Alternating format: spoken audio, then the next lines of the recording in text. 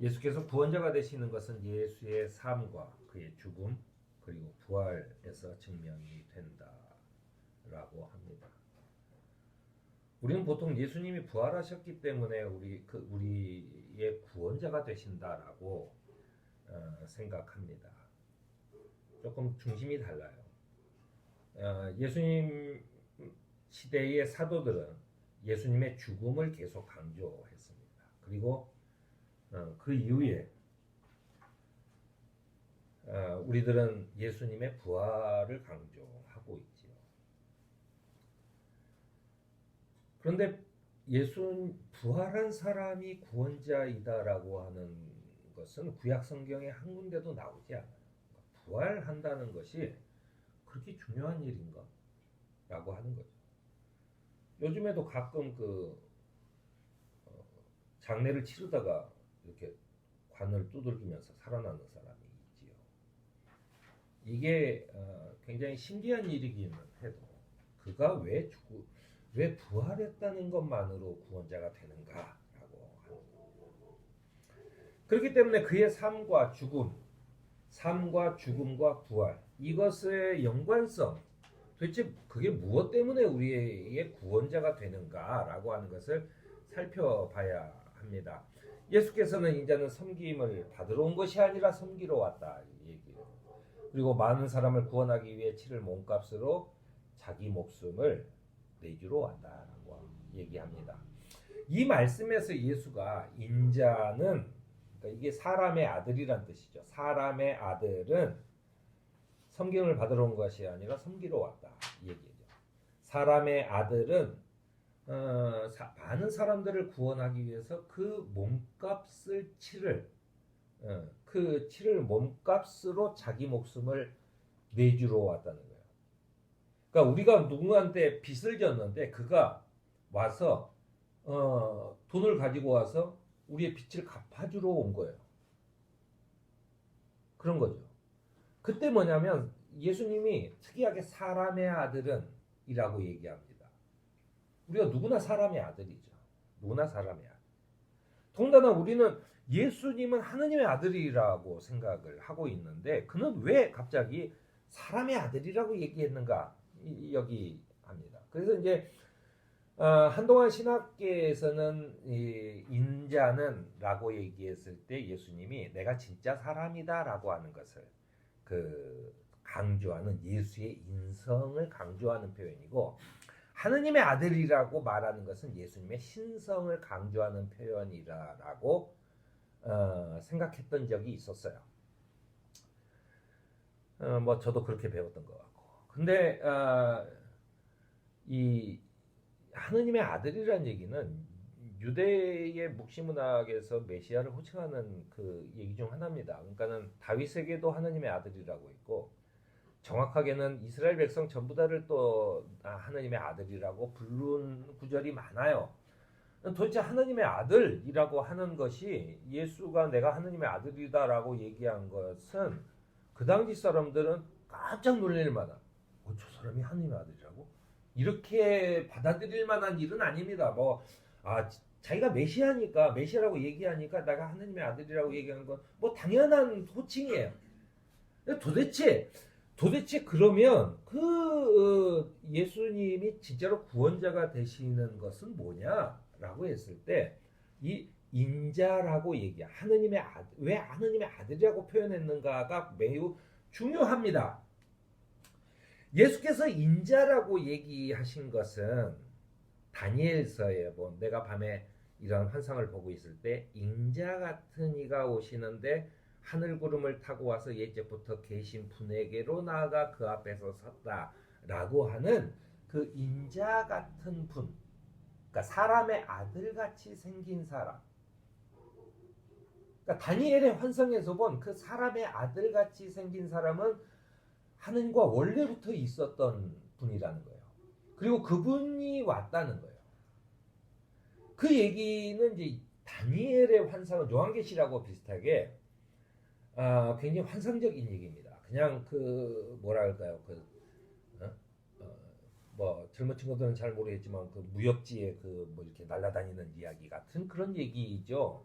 이제 사람들이 그렇잖아요. 근데 예수님께서 인자 같은 이라고 했을 때 더 정확하게는 영어 성경에 보면 The Son of Man이라고 돼 있는 거예요. 그러니까 이제 우리는 보통 번역을 할 때 더를 번역을 안 해죠. 근데 이 정확한 표현은 그 사람의 아들 같은 사람, 그 인자라고 얘기한 겁니다. 그러니까 예수님의 말은 인자가 너희 죄값을 치르러 왔다라고 얘기했을 때 인자는 뭐냐면 예수님이 분명은 그 인자가 다니엘이 말한 그 인자가 나라는 거예요. 다니엘이 말했던 그 사람의 아들, 사람같이 생긴 그게 나라는 거예요. 그래서 그 인자 같은 이라고 번역을 해야 올바른 표현입니다. 우리가 알아듣기 편하게 얘기하는 것은. 그러니까 다니엘이 말한 하늘의 구름을 타고 오시는 사람의 아들, 바로 그 사람의 아들, 그런 뜻이라는 거예요. 구약에서는 천사들도 하나님의 아들이라고 표현했고 이스라엘 백성도 하나님의 아들이라고 표현했고 메시아로 오신 예수는 유대 사람들이 생각한 그런 그런 거죠. 이사야서 53장의 예언대로 인류를 대신하실 대표적인 죽음을 위해 오셨고 백성의 언약과 이방의 빛이 되게 할 새 언약을 세우고 새로운 하나님의 백성을 창조하시는 메시아. 그러니까 이전에 있던 하나님의 백성, 하나님의 아들, 전부 다 없애고 새로운 언약과 새로운 백성을 만들 그분이 오셨다라고 하는 것을 성취하는 얘기라는 거예요. 예수는 자기를 메시아로 했기 때문에 이 말이 정치적, 군사적 유대의 왕으로 여겨지는 것을 거부하셨어요. 그러니까 이 유대 사람들은 우리의 메시아, 지금도 그렇죠. 지금도 유대인들은 우리의 왕, 우리를 구원하실 메시아는 정치적, 군사적인 메시아예요. 그래서 주변 국가를 싹 다 쓸어버리고 우리만 사는 그런 나라를 만드는 것이 그들의 꿈입니다. 근데 그래서 그들은 예수를 빌라도 법정에 고소를 해요. 그 이유는 자신들이 예수를 죽이면 선지자를 죽였다, 메시아라고 얘기하는 사람을 죽였다라고 하는 그 민심이 문제가 될 것 같은 거예요. 그러니까는 뭐냐면 로마의 법정에 고소를 하는 겁니다. 그래서 로마의 법에서 죽도록, 그리고 로마의 법에 죽으면 십자가에 매달려 죽는 사형의 방법인데 그 당시 전부 다 사형 방법은 아니고, 그러니까 이제 이 군중들이 예수를 죽이시오라고 외치면서 그 하나 추구한 것이 십자가에 달아달라고 얘기하는. 왜 십자가에 달아달라고 얘기했을까? 유대인들은 예수를 로마의 손해를 빌려서 죽이고 그 다음에 신명기에 나오는 나무에 달려 죽은 자는 하느님으로부터 저주받은 자이다라고 하는 것을 보여주기 위해서 십자가에 달라고 한 거예요. 십자가에 다는 거예요. 십자가에 달려 죽은, 그러니까 예수가 자기가 메시아라고 아무리 얘기해도 십자가에 달려 죽은 사람은 신명기 율법에 분명히 나무에 달려 죽은 자는 저주받은 자이기 때문에 예수가 하느님의 저주받은 자인데 쥐가 무슨 메시아냐라고 얘기할 수 있는 거 굉장히 떳떳해지죠. 완벽한 작전이에요. 그렇게 되면은 하나님의 저주를 받고 나무에 달린 예수를 따랐던 그 많은 군중들이 다 흩어질 거라고 생각을 한 겁니다. 그리고 빌라도가 당신들의 왕을 십자가에 못 박으란 말이요. 요한복음은 이걸 정확하게 물어봅니다. 당신들의 왕을 십자가에 못 박으란 말이요 라고 물어봐요. 이 물음에는 여러 가지가 함축되어 있습니다. 그러니까 당신의 왕을 저주받은 것처럼 그렇게 죽일 거냐 라고 얘기하는 거예요. 그러니까 유대인들이 거기서 뭐라고 하냐면 요한복음 19장 15절입니다. 우리에게 황제 폐하 밖에는 왕이 없습니다 라고 얘기해요. 우리에게는 황제 폐하, 그러니까 로마의 황제 외에는 우리의 왕은 없다라고 얘기하는 겁니다. 그 말은 무슨 말이냐면 지금까지 다윗을 자기네들의 왕으로 섬겼고 다윗의 자손을 왕으로 계속 모셔왔던 그들이 자신들의 왕을 부정하는 거예요. 그리고 로마의 왕을 인정하는 겁니다.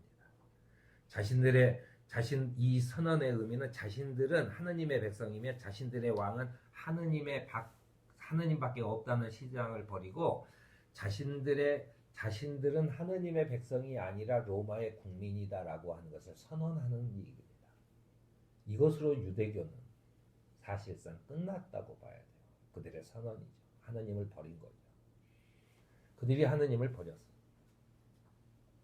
그리고 결국 예수는 나무 십자가에 달려서 죽게 됩니다. 그리스도께서 우리를 위해 저주를 받은 사람이 되심으로써 우리를 율법의 저주에서 속량해 주셨습니다라고 갈라디아서 3장 13절에 그가 저주를 받아서 죽게 됐어요. 근데 그 저주가 뭐냐? 그거 잘 몰라요. 그는 저주를 받아서 죽게 된 게 사실이에요. 뿔뿔이 흩어지죠. 뿔뿔이 흩어졌습니다. 그런데 3일 뒤에 이상한 일이 벌어집니다. 그 무슨 일이냐면 예수도 죽어버리고 이제 다 끝났어요. 정말로 처참하게 저주를 받아 죽은 자가 됐어요. 그런데 죽임을 당한 예수가 옳았다라고 하는 사건이 일어납니다. 그래서 죽임을 당한 예수를 하나님께서 다시 살려냈다는 거예요. 우리는 보통 예수가 다시 살았다라고 표현을 합니다. 이제 우리는 뭐 편한 표현이죠. 그게 특별한 문제는 없어요. 하지만 뭐냐면 주어가 하느님이 그를 살리셨다라고 하는 게 우리 신앙의 정확한 표현입니다. 예수님은 사실상 진짜로 죽은 거예요. 그게 그렇게 진짜로 죽었기 때문에 그가 죽음을 맞이한 거예요. 그리고 우리 한국에서는 우리가 사도신경을 고백할 때 그는 죽으셨다가 3일 만에 부활하시고 바로 넘어가 버리지만 원래 영어식 표현이나 라틴어나 이런 데는 죽으셔가지고 지옥의 끝까지 가셨다라고 하는 표현이 생략이 돼 있어요. 지옥의 끝까지 가신 겁니다. 그 지옥의 끝까지 가신 게 중요하죠. 완전히 저주를 받는 거예요. 이 세상의 모든 저주를 다 받는 거예요. 지옥의 끝까지 내려간 거예요. 더 이상 어떠한 가능성도 없는 상태까지 가버린 거예요. 그런데 하느님께서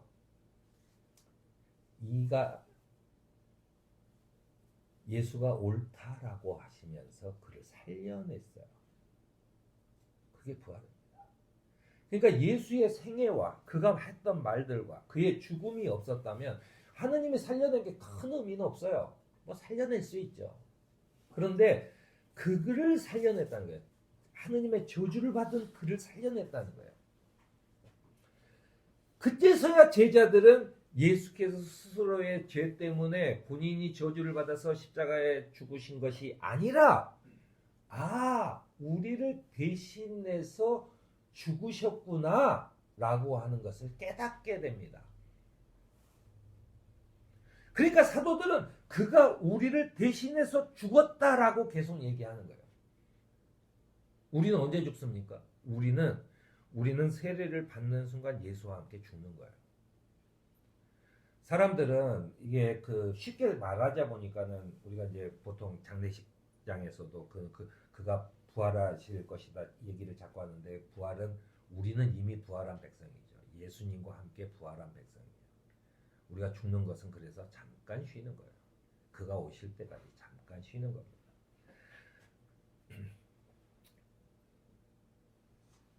결국 이것으로 예수의 죽음이 우리를 위한 구원의 사건이었다라고 하는 게 알려져요. 죽음이 가운데 있어요. 그의 죽음으로 그분이 그 죽음이 의롭기 때문에 하나님이 그를 다시 살려내신 거예요. 그의 죽음으로 우리는 그가 생애 어떻게 사셨는지 그가 무슨 말을 했는지 우리는 기억해요. 그 죽음 안에서 우리는 그가 우리의 구원자다 라고 얘기할 수 있는 것입니다.